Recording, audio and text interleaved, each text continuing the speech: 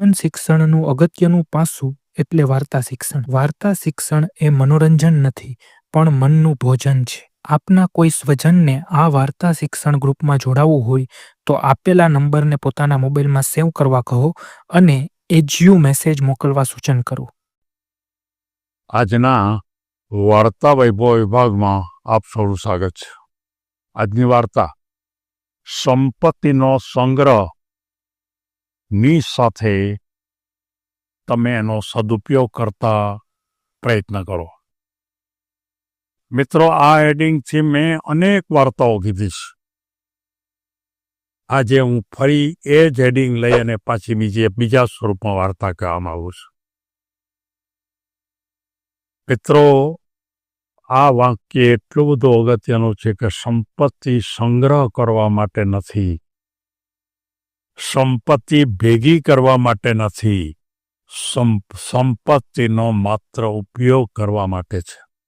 પછી ઉપયોગ તમે કરો તમારા જરૂરિયાત માટે કે અન્ય માટે, પણ સંપત્તિને માત્ર સંગ્રહ કરવાથી કંઈ વળવાનું નથી. એક ગામની અંદર એક કંજૂસ એટલે એવો કંજૂસ કે જેને આપણે એમ કહી શકાય કે મક્ખીચૂસની વ્યાખ્યા આપણને ખબર છે, પણ આપણે વ્યાખ્યા અત્યારે આપવી નથી. પણ એવો કંજૂસ માણસ કે જે કોઈ પણ વખતે પોતાને મળેલા પૈસા એ માત્ર ને માત્ર ભેગા જ કરતો જાય. અને વર્ષો પછી એની પાસે ખૂબ પૈસા થયા અને એ પૈસા બહુ ભેગા થયા પછી એને એમ થયું કે જો આ પૈસા છે હું ઘરમાં જ રાખીશ તો કદાચ ચોર લૂંટારા આવશે અથવા મને મારીને કોઈક લઈ જશે, એટલે મારે હવે આનું કંઈક રક્ષણ કરવા માટે વ્યવસ્થા કરવી પડશે. દરેકને આ પ્રશ્ન હોય છે. જ્યારે બહુ મોટી ભૂમિકા થાવે પછી એનું રક્ષણ કરવા માટે તમારો સમય જતો હોય છે. એને વિચાર કર્યો કે મારે રક્ષણ કેમ કરવું, એટલે ત્યાં એના પોતાનું જે રહેવાનું ઘર હતું એની અંદર થોડીક ફળિયામાં બહુ મોટી જગ્યા હતી એટલે એની ફરતે દિવાલ પણ હતી. એટલે એણે એમ કર્યું કે એ જમીનની અંદર ખાડો ખોદ્યો અને એ ખાડો ખોદ્યા પછી એમાં એક ટંક, જેને પતરાની કોઈ પેટી હોય ને, એ પતરાની પેટીમાં બધા જ પૈસા નાખી અને એ પેટીને આ ખાડામાં મૂકી દીધી અને દાટી દીધી. થોડાક દિવસ થાય એટલે પાછો એકવાર જોઈ આવે રાતના, બધા સૂઈ ગયા હોય કે બરોબર પેટી છે કે કેમ, કારણ કે પોતે ક્યાં દાટ્યા હતા એને ખબર તો હતી. રોજ તો ન જઈ શકે કારણ કે પેટી થોડી ઊંડી હતી, એટલે અમુક દિવસે જઈ અને જોયા હોય, એટલે અડધી કલાક જઈ અને જોઈ આવે. અને એ રીતે એનું પોતાનું ચાલતું હતું. ઘણા વર્ષથી આ જ પ્રકારે વાત આવે, પણ એ પેટી ત્યાં ને ત્યાં પડી રહે. જોઈ આવે, આનંદનો અનુભવ કે ના કોઈ પેટી છે જ, મારા પૈસા કોઈ લઈ નથી ગયો. એક વખત વારંવાર અહીંયા જોતા હશે એટલે એક કોઈ વ્યક્તિ, બહુ ચકોર વ્યક્તિના મગજમાં વાત આવી કે આ માણસ ત્યાં શું કામ જાય ઘણા વર્ષો પછી. અને એક દિવસ એ માણસ 2-3-4 દિવસ માટે બહારગામ જાય છે. ત્યારે પેલો જે ચાલાક માણસ હતો એ ચાલાક માણસ ત્યાં જઈ અને એ પેટી આખી ઉપાડી લઈ જાય છે અને એ પેટી પાછી એમાં મૂકી દે છે.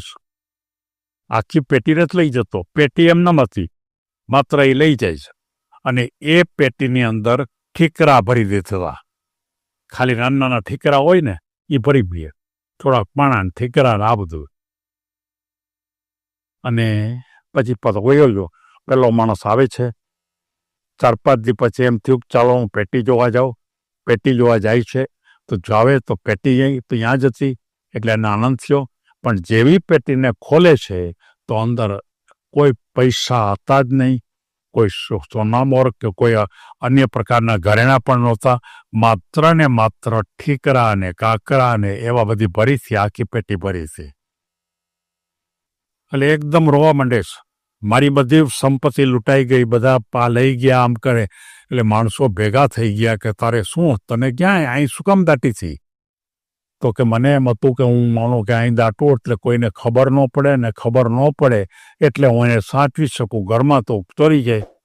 ત્યારે પછી એમ કીધું કે તે તપાસ નહોતો કરતો, તને ખબર નહોતી કોઈ કદાચ માણસ લઈ જાય તો? ત્યારે એમ કીધું કે હું 5-7 દિવસે જાઉં અને તપાસ કરી લઉં.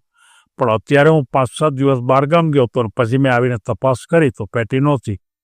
તો કેટલા વખતથી તું પેટીને રોજ જોવા જાશી? કે તો કે લગભગ 5-6 વર્ષથી. તો કે પેટીને જોયા પછી તું કરસ શું? તો કે કાંઈ નહીં, ખાલી પેટી જોઈ લઉં, પૈસા બધા અંદર છે પડેલી, બંધ કરી પાછો માથે ધૂળ નાખી અને હું પાછો આવતો રહું, કોઈને કહું નહીં, ઘરમાંય કોઈને ન કહું. ત્યારે એક કોઈ સારા માણસ હતા, એણે એમ કીધું કે ભલા માણસ, તારે ચિંતા કરવાની ક્યાં જરૂર છે? તો કે કેમ ચિંતા નથી કરવાની? તો કે તું માત્ર જોવા જ જાશ, જોઈને તું ખુશી થાય. હવે એની અંદર પૈસા પડ્યા છે કે કોઈ ઘરેણા પડ્યા છે કે તને ઠીકરા પડ્યા છે કે કાંકરા પડ્યા છે, એમાં ફેર શું પડે? તારા ઘરમાં પી માનો કે કદાચ બહુ જાજા કાંકરા પડ્યા હોય, તારે તો જોવાનું જ છે. એટલે કાલથી ફરીવાર જોવાની શરૂઆત કરી દે અને સવારમાં જોઈ લેવાનું કાંકરા પડ્યા છે. અને એ રીતે. અને બીજી વાત એ છે કે આનાથી તને ફાયદો એ થશે કે હવે પછી આમાંથી કાંકરા કોઈ લઈ નહીં જાય અને તને બહુ મજા આવશે, કારણ કે હવે તો કોઈ લઈ જવાની વાત નથી.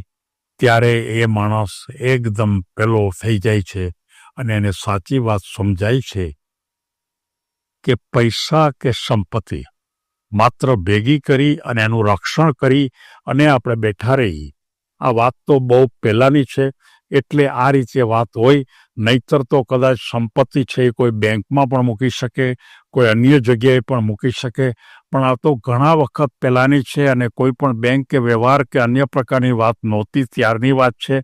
અને એ ભૂમિકા ઉપર આ સંદર્ભ થયો અને એ જે સંતે વાત કરી, એ સંત આ તમામે તમામ સંપત્તિ ભેગી કરનારને એક બહુ અગત્યનો સંદેશો આપે છે કે તમે પૈસા જરૂર કમાઓ, બહુ જાજા કમાઓ, તમારી તાકાતનો ઉપયોગ કરીને પૈસા કમાવા જ પડે અને એ કમાઓ તો જ બીજાને ફાયદો થાય. પણ સાથોસાથ તમે સદપ્રવૃત્તિ પણ સાથોસાથ કરવાની શરૂઆત.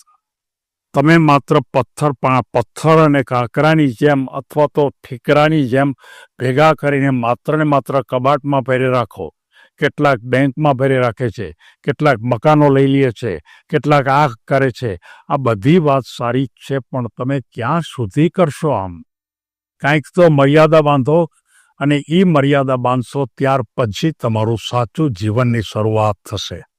અને એ સાચું જીવન જીવવા માટે જેટલા વહેલા તમે જાગો ત્યાં સુધીમાં તમે એમ કરો, પૈસા કમાઓ, સાથોસાથ તમે ખરેખર સમાજને પણ સદપ્રવૃત્તિમાં વાપરતા રહો અને સાથોસાથ તમે પણ પોતે આનંદ કરો, તમે પણ વાપરો, તમારા પોતાના જીવનને પણ ધન્ય બનાવો, તમે પણ હરોફરો મજા કરો, પણ સાથોસાથ અમુક ટકા પૈસા તમે સમાજ માટે પણ વાપરો.